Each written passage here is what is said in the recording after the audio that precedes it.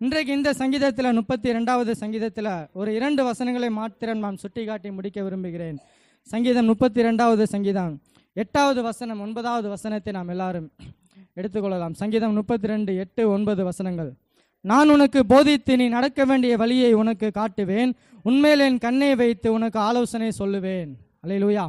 நான் உனக்கு போதித்து நீ நடக்க வேண்டிய வழியை நான் உனக்கு போதித்து, எல்லாரும் சொல்லுங்களேன், நான் உனக்கு போதித்து நீ நடக்க வேண்டிய வழியை உனக்கு காட்டுவேன், உன்மேல் என் கண்ணை வைத்து சொல்லுவேன்.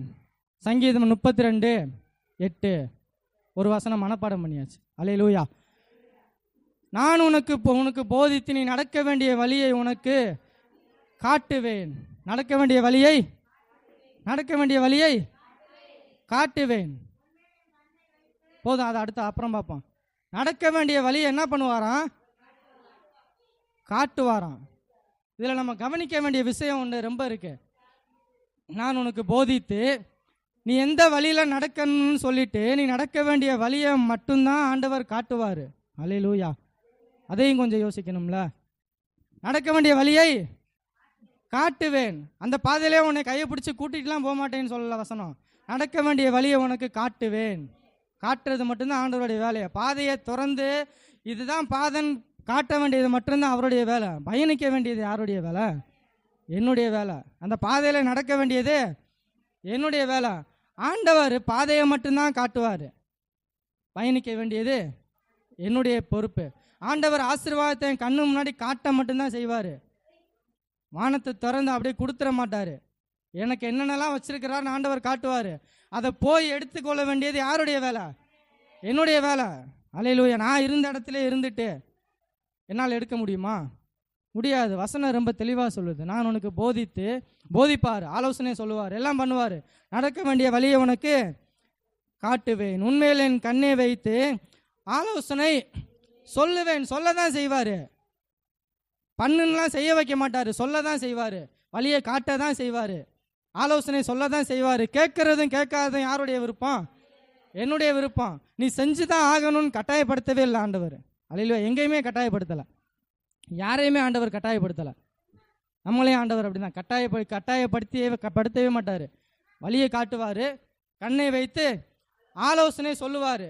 ஆலோசனை கேட்க வேண்டியது என்னுடைய வேலை, காட்டின வழியில் பயணிக்க வேண்டியது என்னுடைய வேலை. அல்லேலூயா. இன்னைக்கு நம்முடைய வாழ்க்கையில் ஏன் பிரச்சனைகள், போராட்டங்கள், நான் எதிர்பார்த்த முடிவுகள் வராமல், நான் எதிர்பார்க்கிற காரியங்கள் என் வாழ்க்கையில் நிறைவேறாமல், தேவனோடு நெருங்கி சேர முடியாமல், ஆவிக்குரிய வளர்ச்சியில் வளர முடியாமல், இவ்வளோ பிரச்சனைகள் என் வாழ்க்கையில் சுற்றி இருக்கிறது காரணம் என்ன? காரணம், தேவன் ஒரு வழியை காட்டியிருக்காரு. அவர் காட்டின வழியில் நான் நடக்கலை. வழியை காட்டிட்டார். நான் அவர் வழியை பார்த்துக்கிட்டு இருக்க மாதிரி நானும் உட்காந்து என்ன பண்ணிக்கிட்டு இருக்கேன்? பாதையை பார்த்துக்கிட்டே தான் இருக்கிறேன். என்னைக்கு நான் பாதையில் நடக்க போகிறேன்? அதுக்கு தான் ஆண்டவர் காத்துக்கிட்டு இருக்காரு. என்னைக்கு நான் பாதையில் நடக்க போகிறேன்? பாதையில் நடக்கணும்னா என்ன பண்ணணும்? காலை எடுத்து ஒரு 2 ஸ்டெப்பு முன்னாடி வைக்கணும். நேர்வழியாக என்னை நடத்தி கொண்டு போகிறவர் அப்படின்னு வசனம் சொல்லுகிறது. அல்லேலூயா. நான் நடக்க வேண்டிய பாதையில் என்னை நேர்வழியாக அவர் கூட்டிகிட்டு போவார். கொஞ்சம் பாதை மாறும்போது திரும்ப என்ன பண்ணுவார்?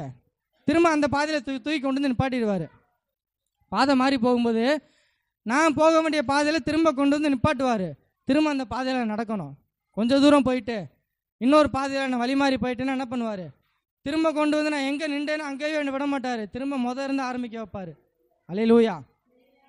நம்ம வாழ்க்கையில் 2 காலும் ஒரு இடத்துல நின்னால் தான் பயணிக்க முடியும். அப்படி தானே? 2 தண்டவாளம் ஒரே இடத்துல இருந்தால் தான் அதில் பயணிக்க முடியும். 2 காலும், வலது காலம் இடது காலம் ஒரே மாதிரி நின்னாதான் பயணிக்க முடியும். ஒரு கால் முன்னாடி போகணும், ஒரு கால் பின்னாடி போகணும், இப்படியே போய்கிட்டே இருக்கணும். மாறி 2 காலும் ஒரே மாதிரி பயணிக்கணும். ஆற்றுல ஒரு கால், சேத்துல ஒரு கால் வச்சுருந்தா எப்படி இருக்கும் நம்முடைய வாழ்க்கை? நம்முடைய வாழ்க்கை அப்படி தான் இருக்குது. ஆற்றுல ஒரு கால், சேத்துல ஒரு கால். ஆற்றுலையும் காலை வச்சுப்பேன், சேத்துலையும் காலை வச்சுப்பேன். ஆற்றுல கால் வைக்கும்போது என்ன தோணும்? ஆழமாக இருக்கா இல்லையா வச்சு பார்ப்போம். சேத்துல கால் வைக்கும்போது உள்ளே போகுமா போகாதா?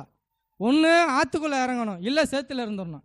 ஆற்றுல ஒரு கால், சேத்துல ஒரு காலை வச்சுட்டு இங்கே சேத்துலேயும் நான் அழுக்காயிட்டு, அங்கே போய் ஆற்றுக்குள்ளேயும் நான் குளிச்சுட்டு, திரும்ப குளிச்சுட்டு வந்து சேத்துக்குள்ளேயும் ஒரு காலை வச்சு அழுக்காயிட்டு இப்படி இருந்தால் வாழ்க்கை எப்படி இருக்கும் யோசிச்சு பாருங்களேன். ஒன்று சேத்துல இருந்த எண்ணெய் தூக்கி, உலையான சேற்றிலிருந்து எண்ணெய் தூக்கி என்ன பண்ணாரு, ஆற்றுக்குள்ளே முக்கி எடுத்து வச்சுட்டாரு. முக்கி எடுத்து முங்கி எந்திரிச்சு சுத்திகரிக்கப்பட்டனா 2 காலம் ஆற்றுக்குள்ளே இருக்கணும்.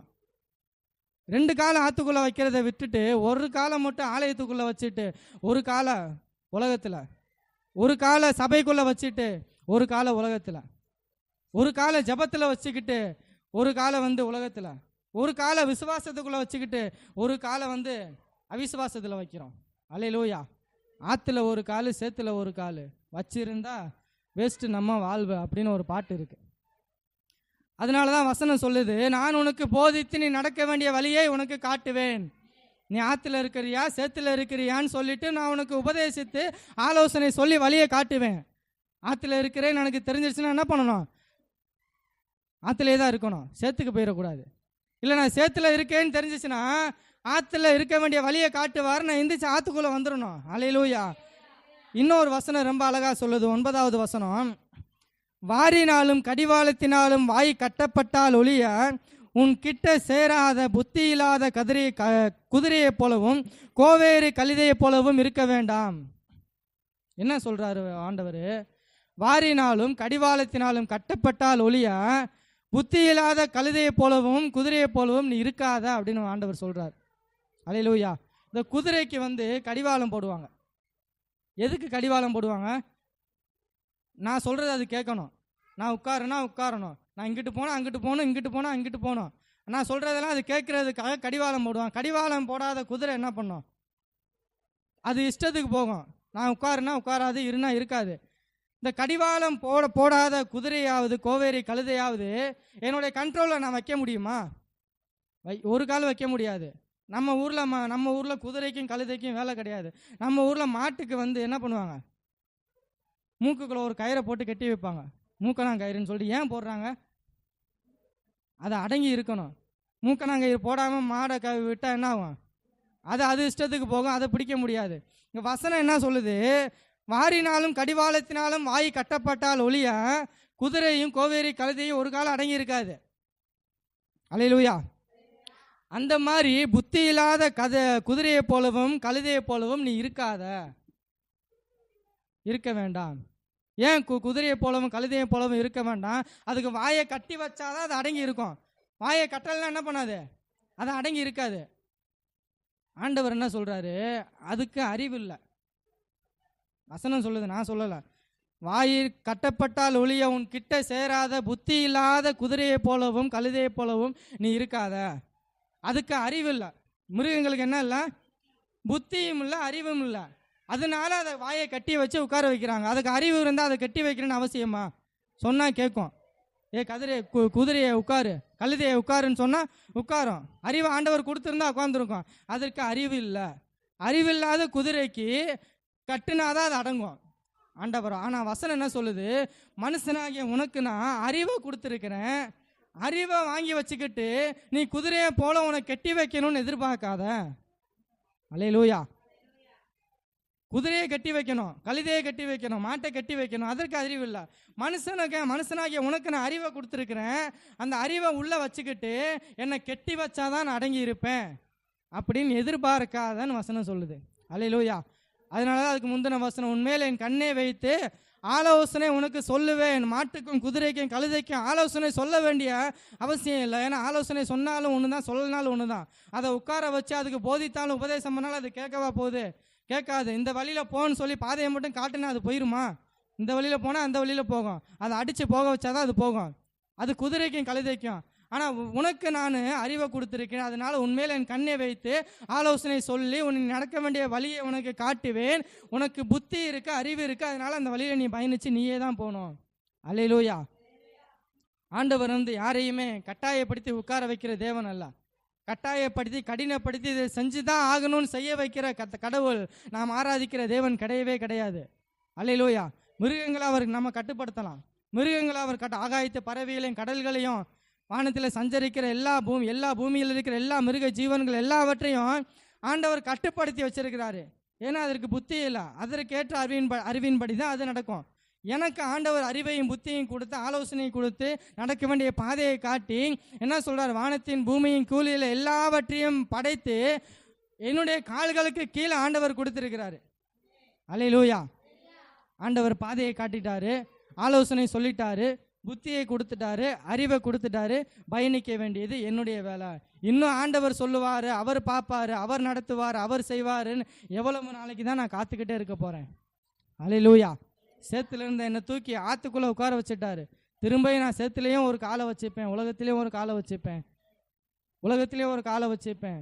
ஆண்டவருக்கு ஒரு நேரத்தை கொடுப்பேன், உலகத்துக்கு ஒரு நேரத்தை கொடுப்பேன், சபைக்கும் ஒரு நேரத்தை கொடுத்துப்பேன், உலகத்துக்கு ஒரு நேரத்தை கொடுத்துப்பேன். வாழ்ந்துகிட்டு இருந்தா என்னை கொண்டு ஆண்டவர் ஒருபோதும் மகிமைப்பட முடியாது. அல்லேலூயா. நான் உனக்கு போதித்து நீ நடக்க வேண்டிய வழியை உனக்கு காட்டுவேன், உண்மையில் என் கண்ணை வைத்து ஆலோசனை சொல்லுவேன். அல்லேலூயா. அல்லேலூயா. கர்த்தர் தாமே உங்களை யாவரையும் ஆசீர்வதிப்பாராக.